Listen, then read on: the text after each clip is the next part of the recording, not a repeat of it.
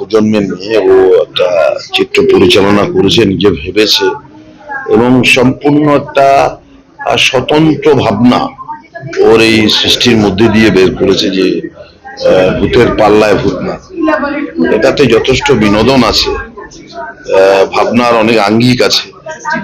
এত অল্প বয়সে চিত্র পরিচালনা, সিনেমা পরিচালনা স্বভাবত দেখা যায় না, কিন্তু ওর ভাবনার পরিপক্কতাটা এর মধ্যে ও রাখতে পেরেছে। সুতরাং সকলের কাছে আমার অনুরোধ থাকবে যে আপনারা ওর এই প্রোডাকশন, ওর এই সৃষ্টি, ওর এই সৃজনশীলতা আপনারা দেখুন, দেখে আপনারা মূল্যায়ন করেন। আমার তো ভালো লেগেছে। সিনেমাতে প্রায় 4 জনকে বাদ দিয়ে, মানে কাঞ্চন দা অবশ্য থিয়েটারের লোক, খরাজ দা, মিষ্টুদি মানে মানুষিদি এবং আরিয়ান, এদেরকে বাদ দিয়ে যারা অভিনয় করেছে সবাই থিয়েটারের লোক। আপনি বল্লভপুরের রূপকথা সুমন্তকে পাবেন, আপনি তরঙ্গ সরকারকে পাবেন, রাজু মজুমদার আছে, খুব ভালো পরিচিত মুখ সিনেমায়, ও আছে।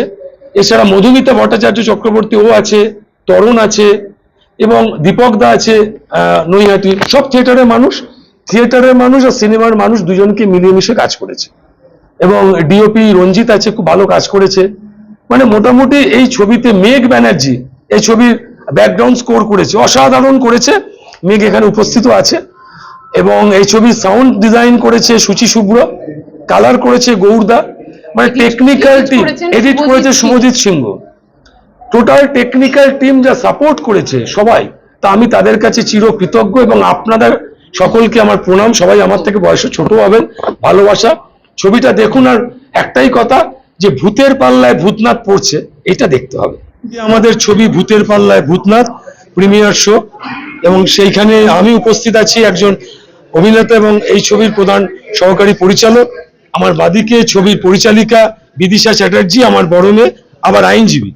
ডান দিকে আমার অভিনেত্রী ছবির অন্বেষা চ্যাটার্জি এবং আমার ছোট মেয়ে। এই ভূতের পাল্লায় ভূতনাথ এই ছবিটার যিনি লিখেছেন কাহিনী, চিত্রনাট্য, সংলাপ, আমার স্ত্রী, এদের মা রুমকি চট্টোপাধ্যায়। তা এইটা ভূত, এই ছবিতে ভূত কিন্তু ভয় দেখায় না, এই ছবিতে ভূত মজা করে। এই ভূতের পাল্লায় ভূতনাথ পড়েছে, এবং ভূতের পাল্লায় পড়ে কি করে ভূতনাথ নিজেকে বাঁচাবে তার উপর বেশ করে এই ছবিটা, ভূতের পাল্লায় ভূতনাথ। গেলে প্রথম আমার এটা বড় ছবি, যেটা আমার না বললেই নয়। ছবিটা আজকে করতে পেরেছি ঈশ্বরের আশীর্বাদ, আপনাদের প্রত্যেকের ভালোবাসা। প্রথমেই আমি মিডিয়ার সকলের কাছে হাত জোড় করে প্রণাম জানাচ্ছি যে তারা এসেছেন, তারা আমাদের আমন্ত্রণে এসেছেন, তার জন্য প্রত্যেককে আমার অসংখ্য ধন্যবাদ। এক্সপিরিয়েন্স বলতে ভীষণ ভালো এক্সপিরিয়েন্স, এবং আজকে একটা অদ্ভুত ফিলিংস হচ্ছে, কারণ ছবির প্রিমিয়ার আজকে। তো যেটা না বললেই নয়, ছবিটার জন্য আমরা প্রচুর লোকেশনে ঘুরেছি।